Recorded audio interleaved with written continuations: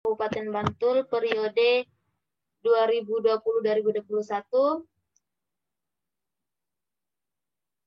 Yang terhormat juga Ketua Langgar Kidul Institut dan teman-teman peserta diskusi yang berbahagia.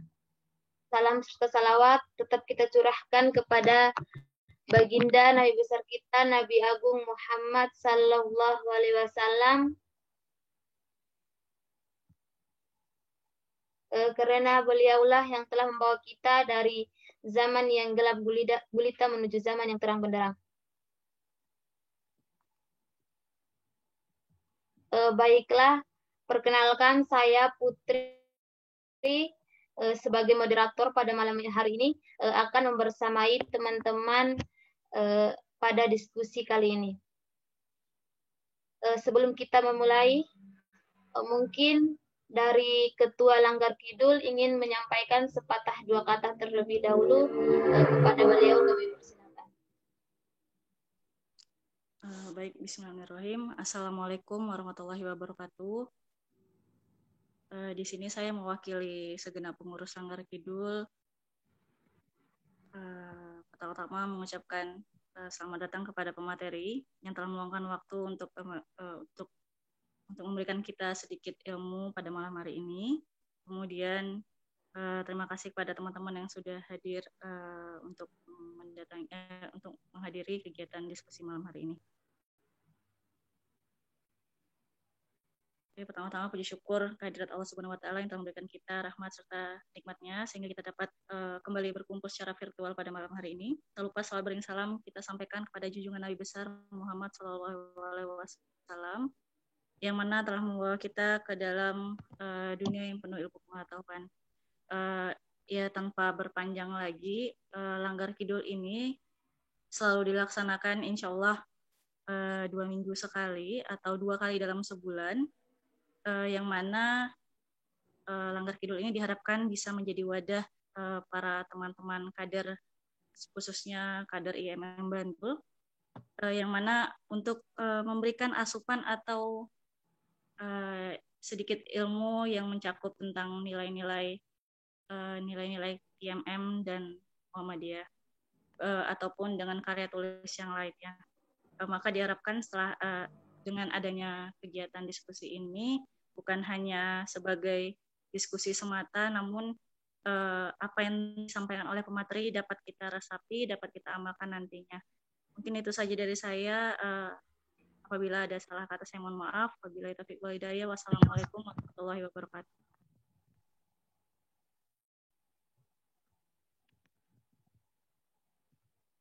Oke, selamat datang. Kami ucapkan kepada Imawan Bahrudin Rohim selaku pemateri pada malam hari ini. Terima kasih telah meluangkan waktunya juga untuk membersamai kami di diskusi kali ini. Untuk mempersingkat waktu, kepada pemateri kami persilahkan.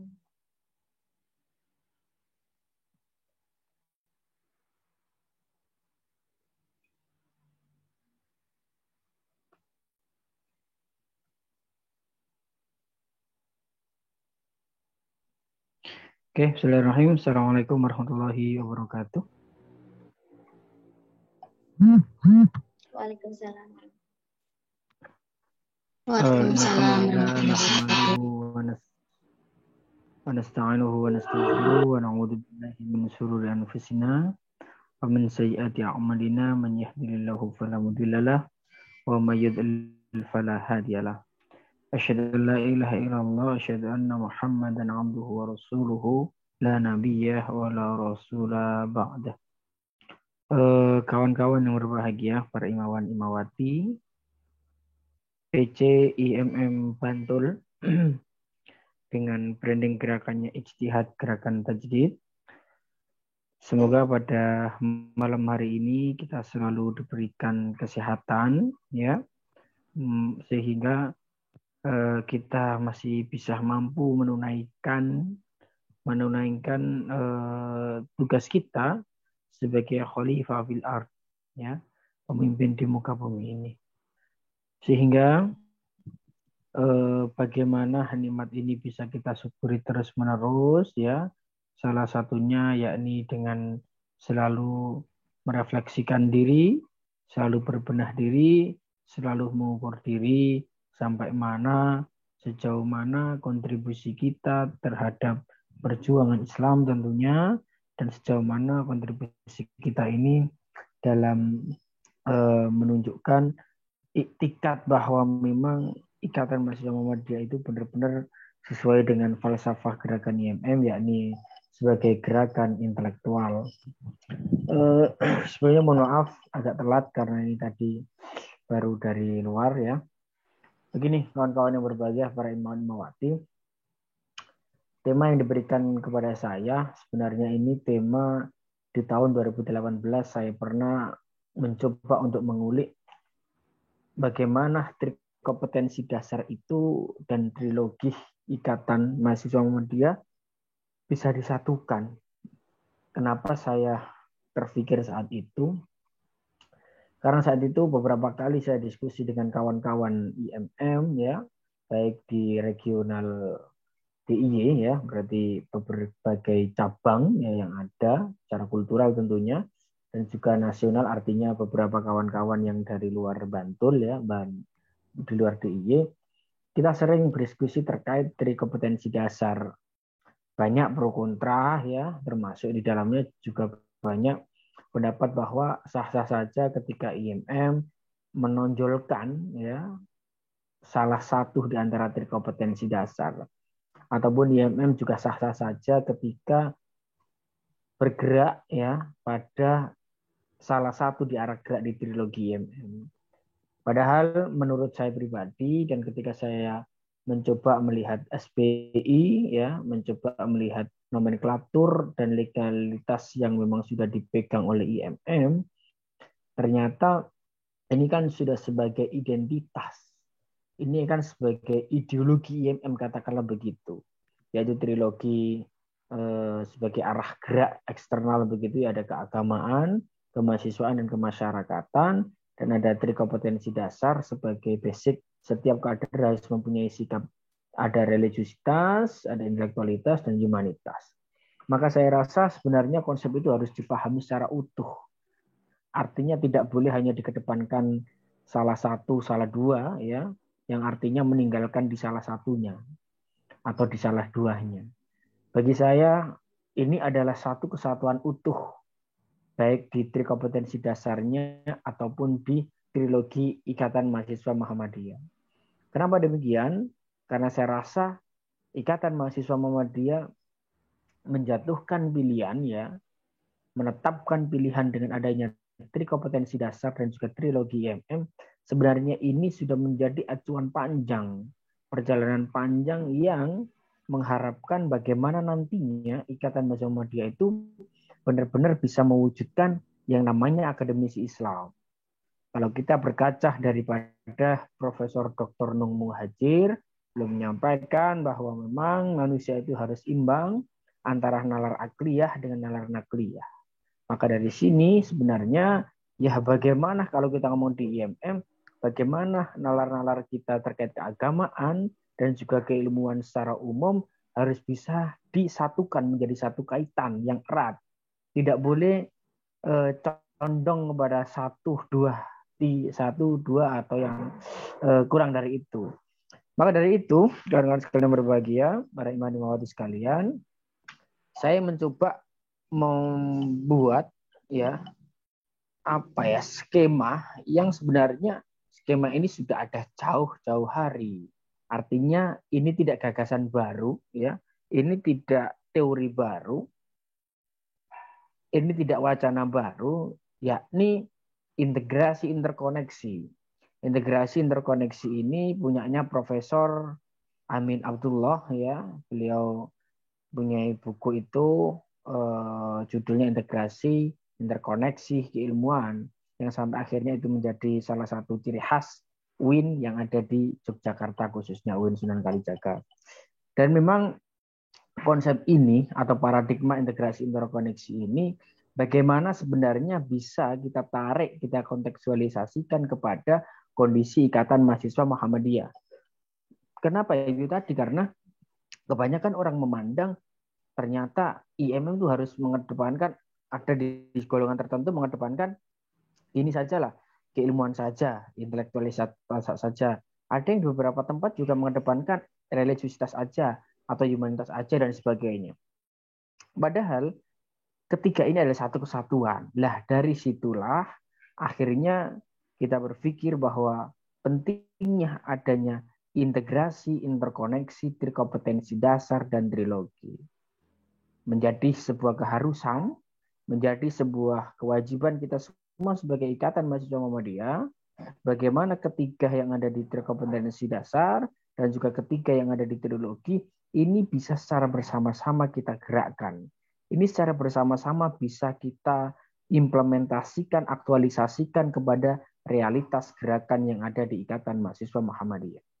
Kemarin disampaikan oleh Bapak Pradana Boy, bagaimana refleksi milad di tahun 57 tahun ini, kita mencoba mengukur diri kita, melihat diri kita, sejauh mana kontribusi kita di dalam skala mikro. Artinya skala mikro berarti komisariat-komisariat kita.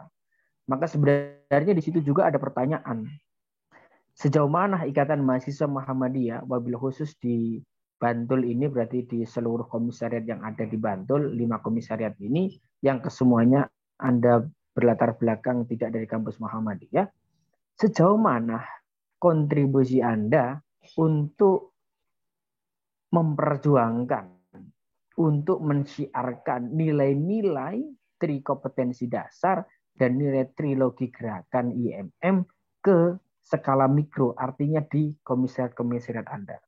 Jangan sampai di komisariat Anda selama ini ya, sebagai refleksi ini ya, refleksi milad kita yang kemarin disampaikan Mas Bapak Pradana Boy, jangan sampai ini akhirnya menjadi benalu ya. Trikompetensi dasar kita, trilogi IMM kita menjadi benalu. Bisa menjadi benalu? Iya, karena adanya jadi pertentangan terus. Adanya mereka trikompetensi dasar dan trilogi dijadikan sebagai alat perdebatan terus, bukan alat persatuan. Kalau seperti itu kan bukan dikatakan ideologi. Pada saat ini saya sampaikan sekali lagi integrasi, interkoneksi antara trikompetensi dasar dan trilogi itu menjadi satu keharusan, satu kewajiban untuk seluruh ikatan mahasiswa Muhammadiyah. Oke, maka dari situ kawan-kawan sekalian berbahagia, saya rasa para imam-imawati sudah memahami bahwa dalam ranah religiusitas, bagaimana trikompetensi dasar ini yang ada di bagian religiusitas itu, pandangan keagamaan Ikatan Mahasiswa Muhammadiyah, baik dari tingkatan simpatisan ya sampai pada pimpinan, itu merujuk kepada pandangan Islam ala Muhammadiyah, yakni Islam berkemajuan. Sehingga paradigma-paradigma yang diberikan atau sikap-sikap, sifat-sifat religiusitas yang dimiliki oleh seluruh ikatan mahasiswa Muhammadiyah harus berdasarkan dengan pandangan agama yang dipandang oleh Muhammadiyah. Dengan kata lain, Islam berkemajuan. Nah, ini adalah prinsip-prinsip dasar sehingga kita ke depan akan mampu mengkolaborasikan atau akan mampu mengintegrasi, interkoneksikan tadi. Nggak akan mungkin bisa diintegrasi, interkoneksikan kalau kita tidak bisa memahami unsur satu dengan unsur yang lainnya yang ada di dalam trikompetensi dasar ataupun di trilogi gerakan. Maka di yang kedua ada intelektualitas. Pada ranah intelektualitas juga sama, bagaimana ranah-ranah intelektual ini Ikatan Mahasiswa Muhammadiyah mampu memahami keilmuan itu yang secara mendasar. Dan keilmuan ini kan banyak sekali ya, intelektual, ada intelektual organik, intelektual profetik, dan yang sebagainya. Yang saya rasa karena apalagi ini terlepas karena memang di IMM ada salah satu buku yang memang sangat fundamental ya, yaitu yang berjudul Manifesto Gerakan Intelektual Profetik yang ditulis oleh Mas Muhammad Abdul Halim Sa'mi. Bukan berarti Ikatan Mahasiswa Muhammadiyah benar-benar ya hanya pada satu pandangan intelektual.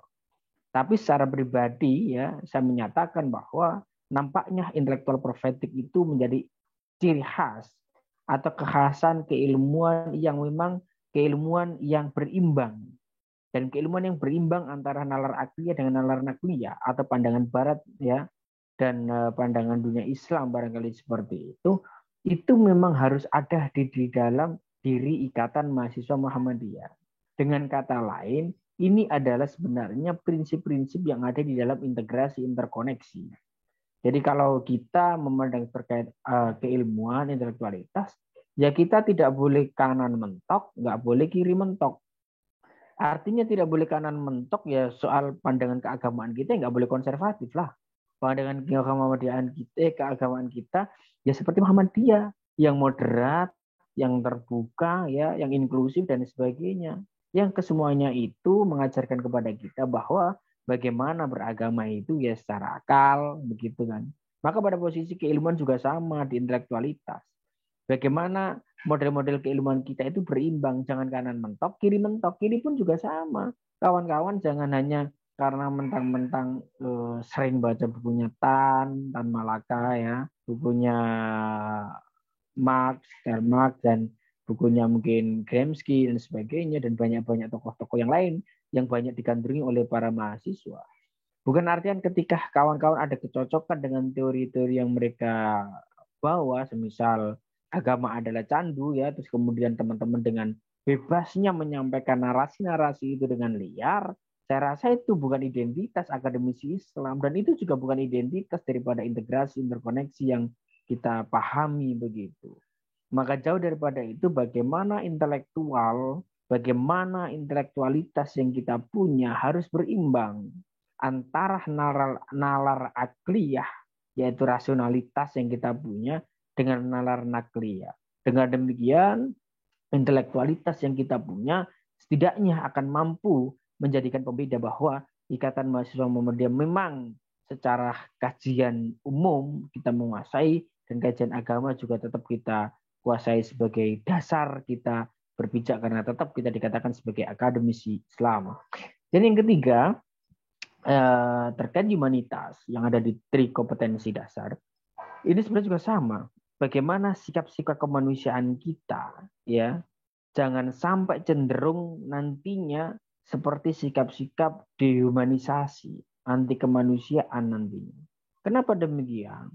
Mungkin bisa jadi gerakan-gerakan yang kita punya, identitas yang dipunyai oleh kader-kader IMM, kok ternyata mengarah kepada individualisme, anti kepekaan sosial, ya sudah hilang kepekaan sosialnya itu. Jadi sudah nggak simpati lagi, sudah nggak empati lagi. Terserah kamu, itu urusanmu, urusanmu.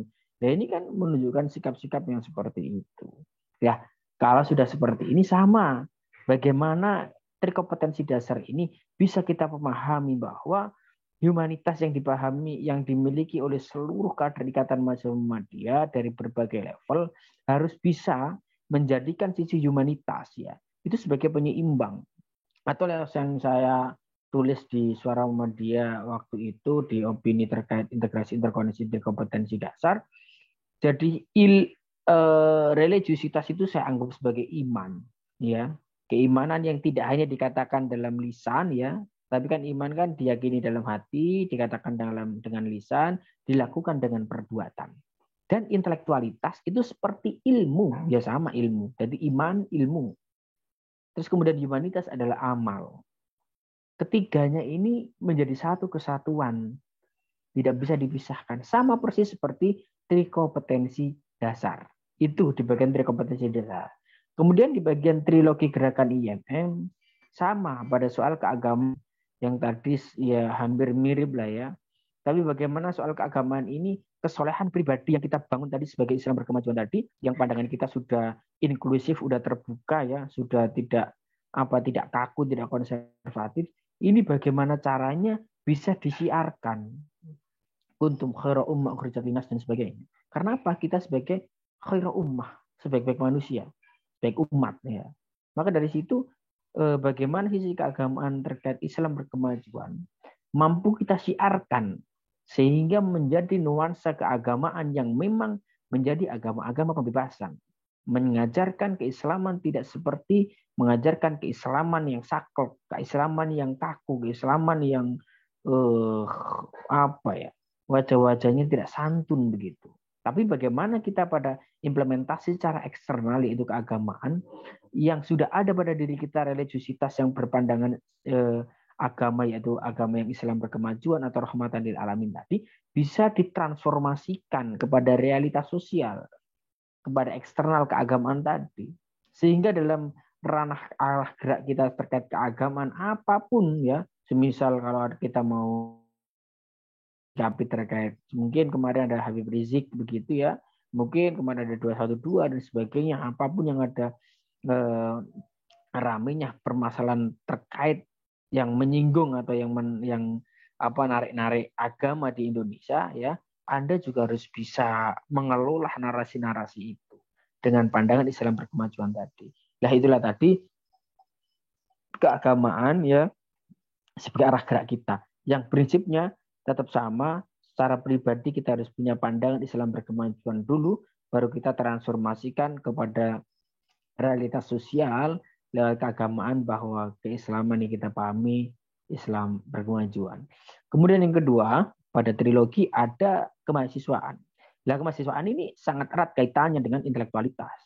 Ketika tadi sudah kita sampaikan bahwa intelektualitas yang kita pahami harus berimbang, tidak kanan mentok dan kiri mentok, maka implementasinya pada ranah eksternal di kemahasiswaan, ya bagaimana model-model atau narasi-narasi akademik yang kita bangun di dunia kampus, di dunia universitas, ya, dunia kemahasiswaan, itu benar-benar narasi yang membumi, bukan narasi-narasi yang melangit.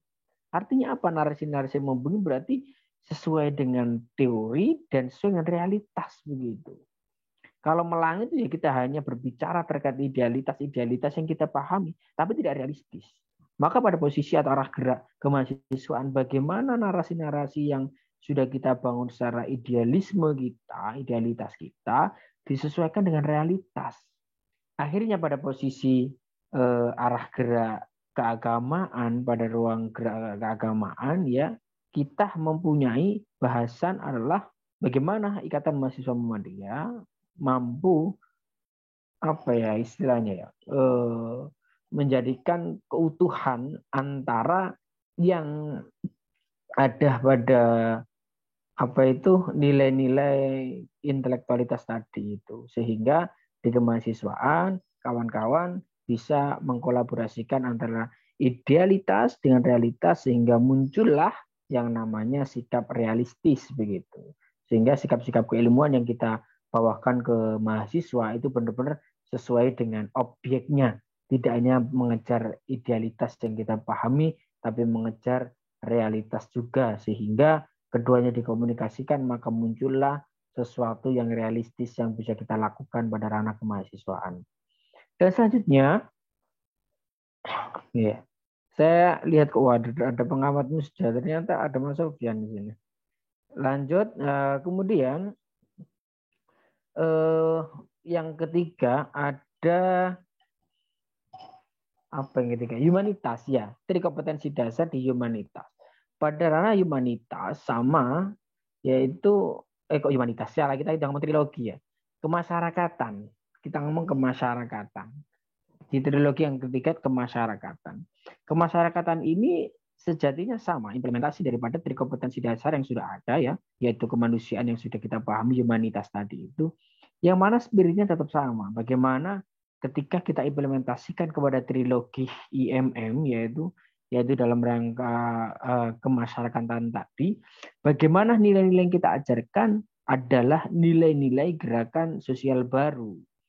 Artinya gerakan sosial baru yakni gerakan-gerakan sosial terhadap masyarakat tadi yang melawan dehumanisasi tadi itu bisa berkelanjutan, dan ini harus tepat sasaran. Kita harus by data dan dengan mungkin big data, database begitu terserah. Yang pada hakikatnya gerakan-gerakan yang ada di kemasyarakatan tidak boleh comot, asal comot tidak boleh. Tapi harus punya data valid ya, sehingga integritas gerakan, integritas nilai-nilai arah gerak kemasyarakatan kita itu tidak dianggap ngawur. Kenapa demikian? Karena kebanyakan sekarang gerakan-gerakan mahasiswa ketika sudah terjun ke masyarakatan, ya dianggap yang penting ngasih baksos, yang penting ngasih apa ya, ngasih bantuan yang sekarang ada terus besok udah nggak kembali lagi, tahu-tahu setahun lagi ternyata sudah nggak berefek dan sebagainya, itu kebanyakan dilakukan oleh para mahasiswa. Dan saya rasa kalau kita ngomong identitas IMM ya pada ranah trilogi ini, saya memahami bahwa pada arah gerak kemasyarakatan IMM jauh daripada itu harus lebih berkemajuan, harus mempunyai gerakan sosial baru yang tersistematisasi dengan jelas. Sehingga struktur daripada program, struktur daripada gerakan harus masuk pada akar rumput.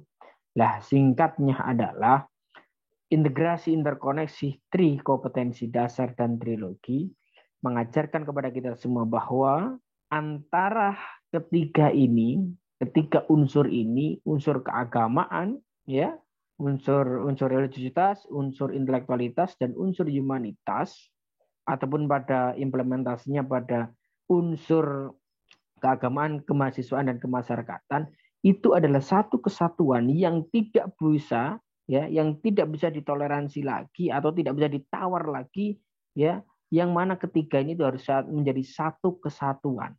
Itu yang kita katakan integrasi interkoneksi, karena ketiganya saling berkaitan. Maka dari itu ketika ada ikatan mahasiswa Muhammadiyah, kader-kader ikatan mahasiswa Muhammadiyah secara di tri kompetensi dasar, dia tidak punya standar minimum dari ketiga itu, saya rasa dia akan memandang IMM hanya sebatas pandangan sebelah mata. Kenapa demikian? Iya, karena mungkin saya anggap ya begini, saya mencoba untuk studi kasus ya. Ternyata pandangannya dari awal memasuki IMM ternyata gara-gara cenderung kepada yang suka rame-rame di jalan aja. Akhirnya apa? Kalau ada kegiatan-kegiatan atau kalau ada pendekatan-pendekatan secara ideologis, ya mereka tidak akan mau. Mereka menganggap, apa sih? Kok masih aja duduk-duduk kayak gini menganggap ideologi ini gak penting kayak gitu. Pun sama ketika kita hanya menganalkan kepada kader-kader kita terkait keagamaan saja, religiusitas saja, atau intelektualitas saja, tahunya kita sebagai orang-orang yang suka ngomongin gagasan aja, tapi tidak ada implementasi. Maka dari itu, kesemuanya ketiga ini adalah menjadi satu kesatuan yang dikatakan integrasi interkoneksi. Dengan bahasa lain, semuanya ini yang saya lakukan, yang saya sampaikan ini ya, profil kader ikatan adalah hasil daripada upaya integrasi interkoneksi tri kompetensi dasar yang berhasil. Maka akan menghasilkan profil kader ikatan yang ideal. Begitu ya. Jadi itu saja yang dapat saya sampaikan. Mungkin singkat saja ya, karena satu lain hal itu saja yang saya sampaikan. Kurang lebih mohon maaf. Akhirnya tri kompetensi dasar dan trilogi ikatan bisa menjadi nafas kita ketika itu semua. Itu salah satu integrasi koneksi trilogi MM besar yang interkoneksi akan menjadi ya kekuatan untuk menjadikan keadaan mahasiswa paham yang ideal. Itu saja. Terima kasih. Kurang lebih mohon maaf. Akhiri fi sabil khairat. Ingat selalu, perubahan berawal dari kaum-kaum minoritas, bukan dari kaum-kaum mayoritas. Akhirnya, billahi fi sabil khairat.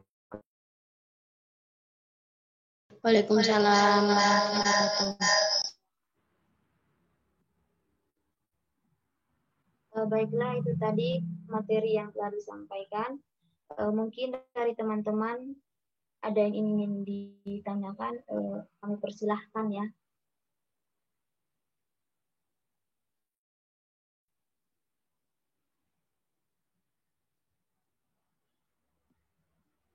Monggo yang mau bertanya bisa diaktifkan mikrofonnya atau boleh lewat chat.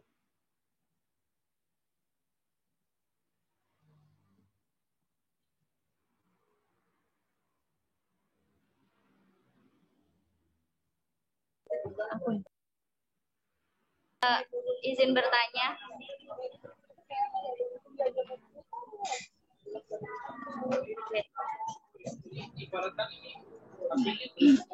Baik, terima kasih sebelumnya. Halo. Mungkin saya langsung saja bertanya. Ini kan pembahasan terkait trilogi dan trikompetensi begitu. Dan trilogi itu kan tadi saya dengar juga itu sebagai arah gerak dari IMM itu sendiri. Saya ingin menanyakan terkait ranah gerak itu. Dalam IMM itu kan ada beberapa jenjang, seperti ada dari komisariat, terus ada cabang, daerah, dan pusat begitu. Adakah ruang yang itu untuk menjadi prioritas dalam gerakan IMM itu sendiri begitu? Kan tadi ada 3 ranah. Yang pertama tadi ada tentang keislaman, terus habis ini tentang keilmuan dan kemasyarakatan kalau saya tidak salah. Nah, di ranah itu seumpamanya dari saya ingin menanyakan di komisariat. Di komisariat itu tuh target yang menjadi prioritas, yang pada akhirnya itu tuh menjadi prioritas atau dalam apa ya, gerakan itu gimana sih? Jadi saya sebentar. Saya mohon maaf ya moderator, saya ulangi. Ini intinya itu seumpamanya di komisariat ruang lingkup yang pada akhirnya chat pertanyaan. Oke, saya chat saja pemateri, mohon maaf.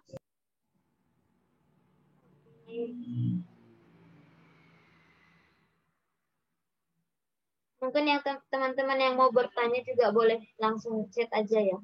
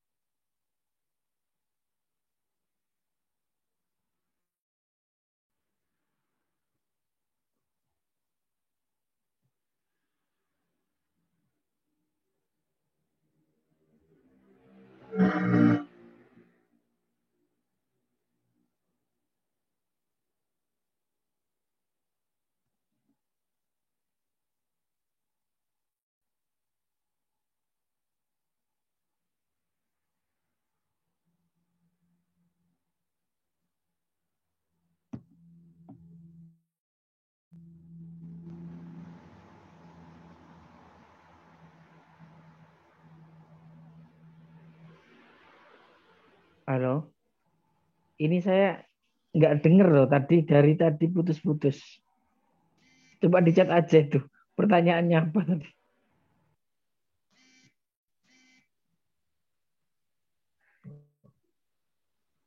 Atau ini sudah mulai enak ini suaranya? Sudah Pak, sudah Kak. Ayo coba mau di RV tadi diulang. Putus-putus beneran tadi. Daripada saya nanti saran jawab, bahaya nih. Di chat udah ada Kak, itu pertanyaannya dari ada. Oke, bentar. Baca. Dalam semua ranah gerak, terkhusus di komisariat ada ruang lingkup yang menjadi target prioritas. Oke. Terkait target prioritas, jadi begini. Karena semuanya ini satu kesatuan yang tidak boleh dipisahkan, maka yang menjadi target prioritas adalah bagaimana cara pimpinan itu bisa menyeimbangkan komunikasi diskusi. Artinya komunikasi internalisasi kepada kader itu yang dikomunikasikan. Ya seperti halnya ketika di cabang Bantul ini, semisal kalian sudah bagus nih karena intelektualitas sudah ada langgar kidul barangkali begitu. Pada ranah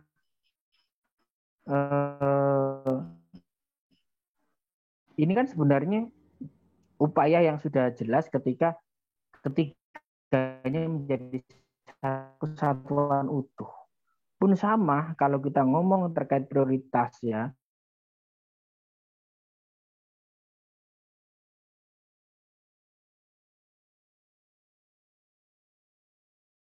Satunya Nagria. Ya, Mbak Ervi, jadi kalau ditanya terkait prioritas, ya prioritasnya bagaimana sistem prioritasnya bukan kok ketika ditanya prioritas terus milih salah satu prioritas enggak, tapi bagaimana mensistem ketiganya itu menjadi satu kesatuan utuh dan bisa dilakukan secara bertahap ataupun bersamaan begitu. Dan kalau bertahap ya ya seperti begini, bertahap itu berarti semisal kok ada teman-teman yang memang cenderung di komisariatnya itu suka keagamaan, ya berarti narasi-narasi agama memang dibanyakin, tapi tidak boleh lebih daripada 60%. Ya. Jadi 60-40 lah begitu. Bandingannya begitu. Itu kalau menurut saya seperti itu. Tapi pada prinsipnya kedua itu harus diakomodir. Kedua itu karena sebagai nafas. Kalau kedua itu ditebang pilih, jadinya nanti kita parsial memandang Ikatan Mahasiswa Muhammadiyah. Kurang lebih begitu. Imamati Ervi, ada tanggapan?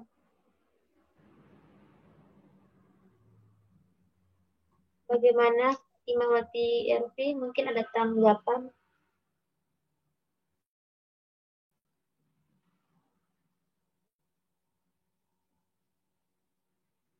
Monggo teman-teman yang lain juga boleh bertanya. Ya, cukup mungkin dari teman-teman dulu.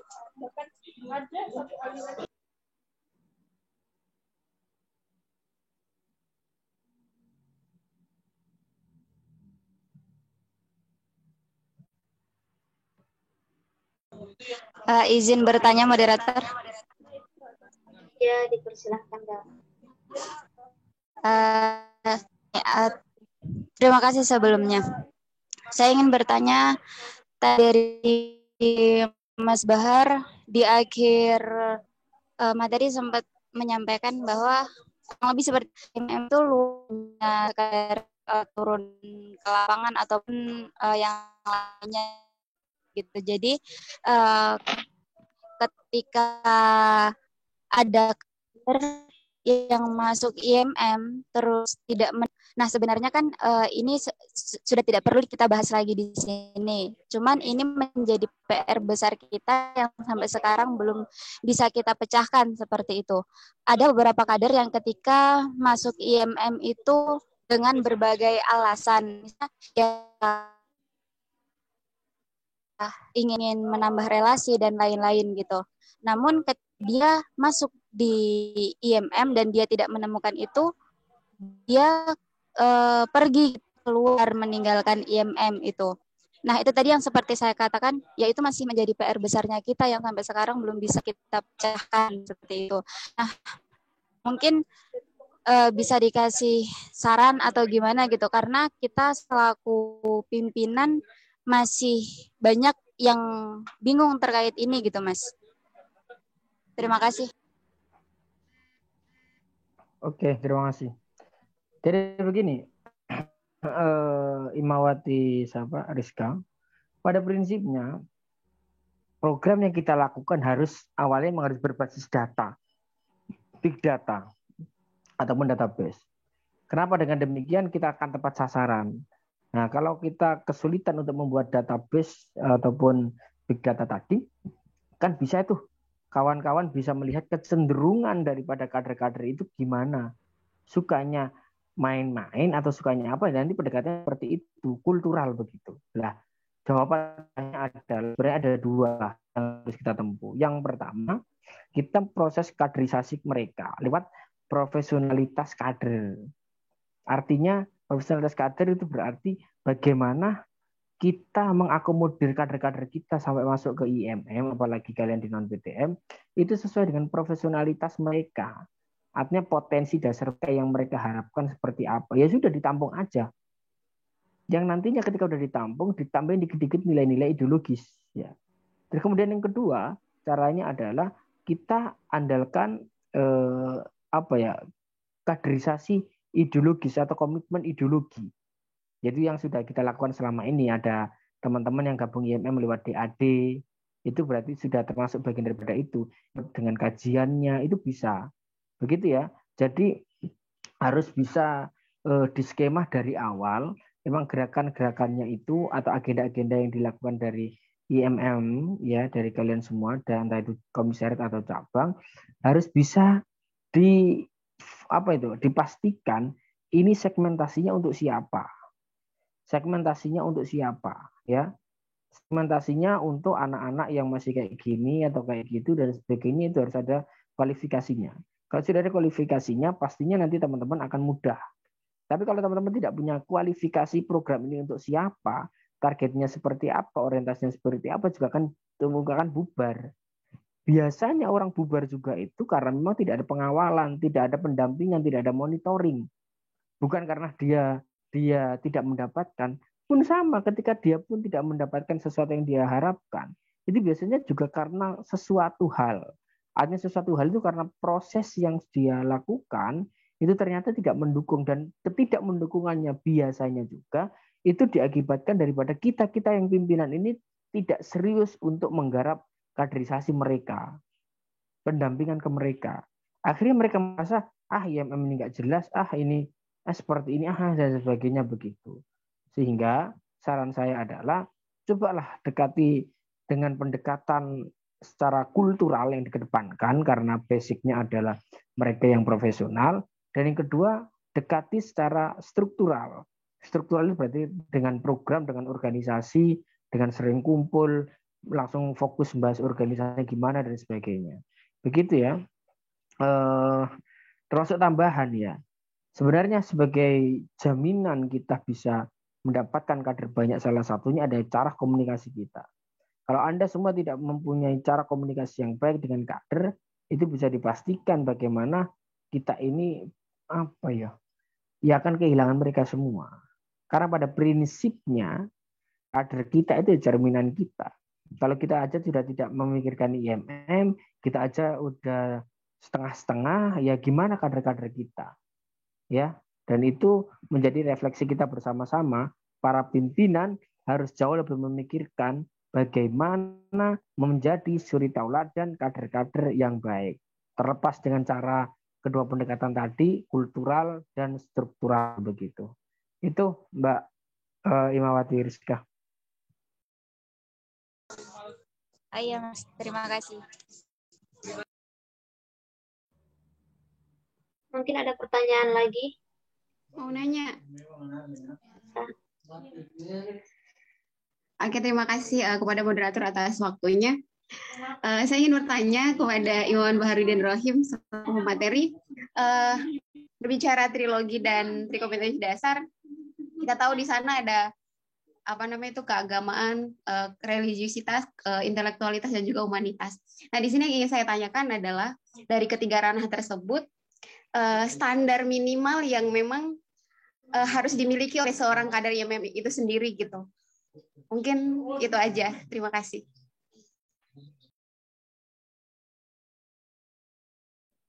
Oke. Terkait standar minimal ya.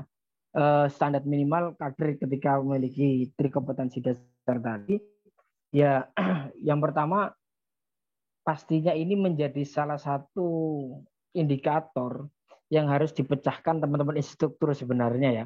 Karena yang mempunyai kendali, yang mempunyai otoritas untuk menentukan secara organisasi ya, punya otoritas untuk menentukan kualifikasi atau standar minimum pada setiap kader di beberapa sektor ini.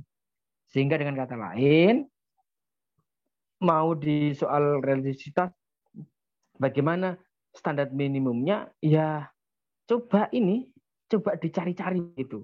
Cuma kalau saya boleh usul, ini kan perspektif saya. Tapi sebenarnya secara ideal itu kawan-kawan yang lebih berhak mempunyai standar minimum. Kenapa ya? Karena teman-teman kan yang mempunyai alat ukur organisasi, Bantul ini mau sampai mana tingkat kader awal ini, standar minimumnya mereka gimana dan sebagainya. Kalau menurut saya soal keagamaan standar minimumnya adalah bagaimana cara beragama IMM itu harus terbuka, atau dengan bahasa lain adalah ya beragama Islam berkemajuan, yaitu itu standar minimumnya. Kalau ngomong intelektual, standar minimumnya ya memahami intelektual profetik pun dengan mengaplikasikan intelektual profetik. Itu standar minimumnya. Pun sama dengan humanitas, bagaimana standar minimumnya? Gerakan sosial profetik seperti itu. Itu standar minimumnya. Tapi kan lagi-lagi ini teman-teman cabang yang bisa, teman-teman instruktur wabil khusus ya, yang bisa menentukan kesesuaian antara standar minimum dengan realitas kader-kader yang dihadapinya. Kalau kader-kader yang dihadapinya mungkin grade-nya sudah lebih tinggi, ya mungkin bisa itu dipakai, udah langsung pakai teori, artinya standar minimumnya sudah memahami teori ini, teori itu, dan sebagainya, bisa. Tapi kalau masih awal-awal, awam-awam, ya bagaimana mereka sudah mulai dikenalkan paham agama menurut Muhammadiyah kalau mau keagamaan, ya ngomong intelektual, ngomong iya apa macam-macam intelektual begitu kan, intelektual organik, profetik dan sebagainya. Jadi dikenalkan aja, begitu juga bisa. Jadi prinsipnya adalah secara ideal itu teman-teman yang paham apa standar minimumnya. Tapi ingat betul, standar minimum yang teman-teman tentukan itu harus mengacu dengan apa yang dipahami oleh Muhammadiyah. Karena kita kembali lagi dengan aturan Muhammadiyah sebagai induk gerakan kita. Itu sih, Himawati, Maryam. Terima kasih, Kak.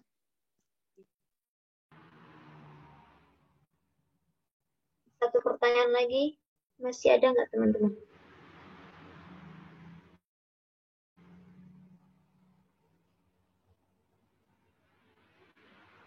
Kalau sudah tidak ada lagi yang mau bertanya, kita cukupkan ya. Oke, sebelum kita menutup diskusi pada malam hari ini, mungkin kepada pemateri kami mempersilahkan untuk menyampaikan closing statement-nya terlebih dahulu. Oke, terima kasih atas kesempatannya pada malam hari ini. Saya hanya akan menyampaikan bahwa skema atau konsep integrasi interkoneksi yang dibawakan oleh Amin Abdullah dengan spirit kolaborasi atau mentransformasikan atau keterlibatan antar ilmu dari multidisiplin, interdisiplin, dan transdisiplin itu sebenarnya bisa diimplementasikan di Ikatan Mahasiswa Muhammadiyah. Apa objeknya yang bisa diimplementasikan? Objeknya adalah ya kompetensi dasar sebagai basic pengilmuan atau basic ideologis yang ada di IMM. Kenapa kok trikompetensi? Karena di trikompetensi itu ada kompleksivitas yang memang perlu kita pecahkan. Bagaimana sikap-sikap religiusitas keagamaan kader itu bisa menjadi spirit baru? Bagaimana konteks intelektualitas juga sama menjadi spirit pembaharu juga, dan bagaimana konteks humanitas bisa menjadi spirit baru. Dengan itu integrasi interkoneksi trikompetensi dasar ataupun dengan trilogi Ikatan Mahasiswa Muhammadiyah itu bisa dilakukan, ya. Maka akhirnya nanti akan muncul gerakan-gerakan IMM itu yang bersifat kolektif, inklusif, dan komprehensif, ya. Itu saja yang dapat saya sampaikan. Kurang lebihnya mohon maaf. Akhirnya trikompetensi dasar tidak boleh hanya sebatas menjadi narasi yang dimiliki oleh setiap kader, dan juga sama trilogi IMM jangan hanya sebagai narasi arah IMM tanpa ada implementasi pada realitas nyatanya. Maka dari itu akhirnya pilihan kita saat ini ya bergerak sekarang atau selamanya tidak akan pernah bergerak. Akhirnya billahi fi sabilil haq fastabiqul khairat. Wassalamualaikum warahmatullahi wabarakatuh. Waalaikumsalam.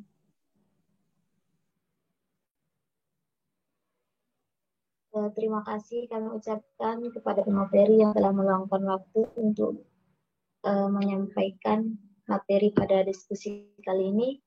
Dan terima kasih juga kepada teman-teman yang sudah meluangkan waktunya untuk bisa bergabung ini. Mungkin banyak salah dari saya selaku moderator.